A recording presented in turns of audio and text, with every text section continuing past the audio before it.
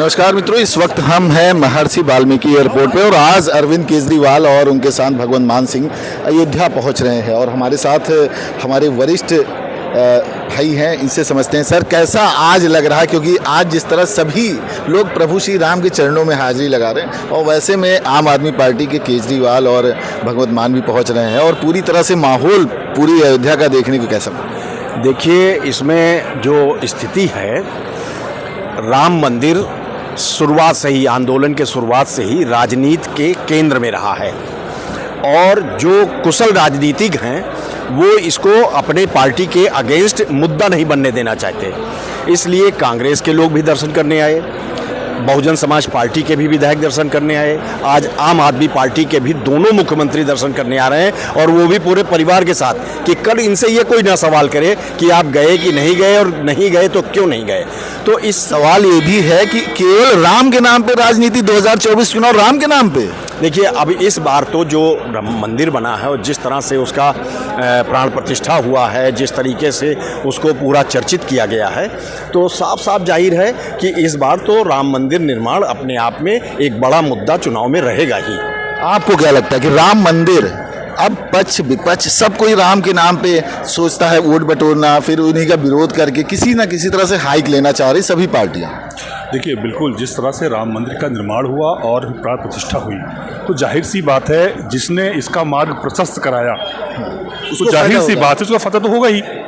अब विपक्ष को ये देखना है कि कितना फायदा वो ले सकते हैं या कितना हम रोक सकते हैं। नहीं, कांग्रेस ने भी तो कुछ किया ना बदल। देखिए, कांग्रेस ने जो किया उसको आगे नहीं बढ़ाया, उसको अंत तक भाजपा ले गई और सारे विधायक दर्शन करने कल पहुंचे, सपा को छोड़ के।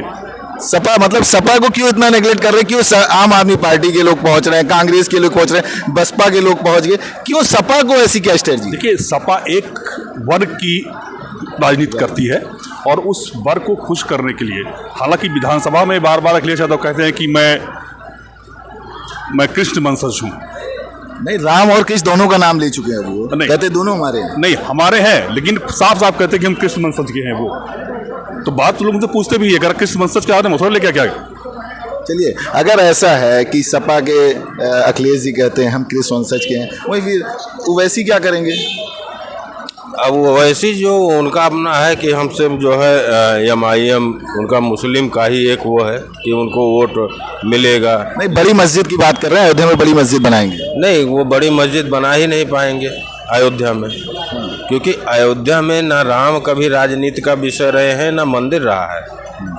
सिर्फ रहा है वो विवादित जो भूमि थी उतनी, और उसका जो श्रेय था उसको सारा लिया जो है बीजेपी ने। तो बीजेपी अब भुना रही है पूरी तरह से? नहीं, भुना तो रही है, क्योंकि जिसने जो काम किया है तो भुनाएगा ही। वो तो हर किसी के जो है मानस पटल पे हो गया, हिंदुओं के की जो है जो हिंदुत्व की बात है वो सिर्फ बीजेपी करती है। और रही बात अगर जो विपक्ष के लोग हैं, उन्होंने तो खुद हवा दे दी है कि हाँ राम सिर्फ भाजपा के हैं। बिल्कुल, हमारे साथ हमारे वरिष्ठ साथी हैं। सर, आपसे भी समझेंगे किस तरह से केवल राम के नाम पे आज चर्चाएं क्यों है, राम के नाम पे राजनीति क्यों हो रही है, ऐसा क्यों हो रहा है पूरे देश में?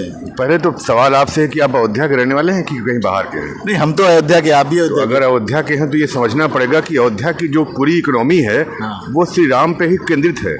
अगर अयोध्या पहचानी क्यों जाती है? श्री राम मंदिर के नाते।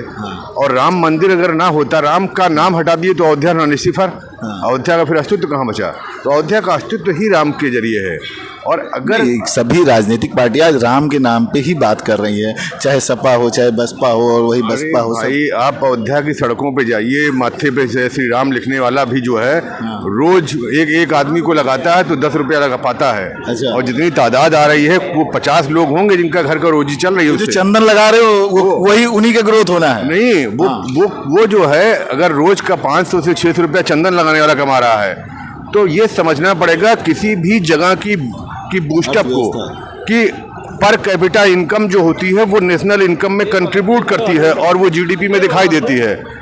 तो पहले ये समझना पड़ेगा कि अगर अयोध्या की पर कैपिटा बढ़ रही है लोगों की, तो जाहिर तौर पे यूपी का विकास होगा। अयोध्या के मतलब आस्था का केंद्र और चुनावी केंद्र अब कुल मिला के यही धुरी बन गया। धुरी नहीं है, आस्था अलग है और इकोनॉमी अलग है। किसी देश का ग्रोथ अगर इकोनॉमी से होती है, किसी के व्यक्ति की जो अपनी निष्ठा है वो अपने धर्म के प्रति होती है। तो धर्म और आस्था और अयोध्या ये सब अलग अलग बिंदु नहीं है, सब मिला के एक समाहित प्रयास है आपस का। बिल्कुल, हमारे साथ जो वरिष्ठ सारे पत्रकार थे, इनकी सबकी राय क्या थी ये आपको हमने दिखाया।